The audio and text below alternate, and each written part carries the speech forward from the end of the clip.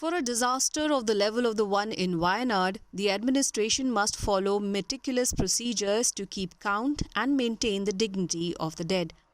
The Kerala government is doing just that by setting standards in how to handle unidentified bodies and body parts recovered from the disaster-torn areas in Wayanad. As per the State Revenue Minister, no other country in the world would have used such elaborate processes. 31 body സംസ്കരിച്ചപ്പോൾ അല്ലെങ്കിൽ bury ചെയ്തപ്പോൾ 176 body പാർട്ടുകൾ കൂടി bury ചെയ്തു തുല്യമായ അളവിൽ.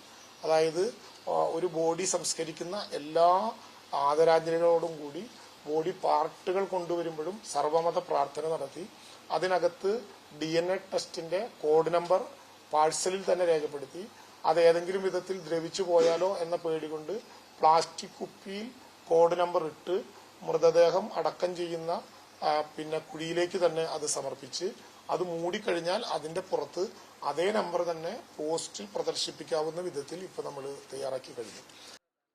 The local administration is following an elaborate procedure in the burial of unidentified bodies and body parts recovered from the disaster areas.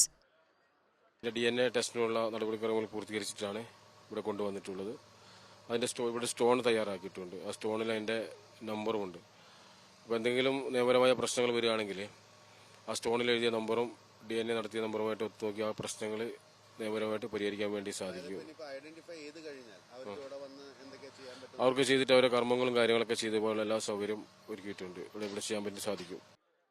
As per the local panchayat, 176 body parts and 39 unidentified bodies are already buried so far in the burial ground that has been set up after the tragedy.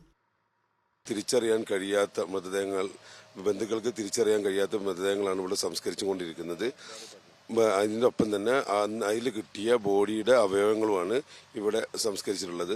ഇതുവരെ 3 ദിവസങ്ങളിലായിട്ട് ഇതുവരെ ഇവിടെ 39 മൃതശരീരങ്ങളും ഫുള്ളായിട്ടുള്ള 39 മൃതശരീരങ്ങളും 176 ശരീര അവയവങ്ങളും ഇവിടെ എന്ത് ചെയ്തിട്ടുണ്ട്, സംസ്കരിച്ചിട്ടുണ്ട്.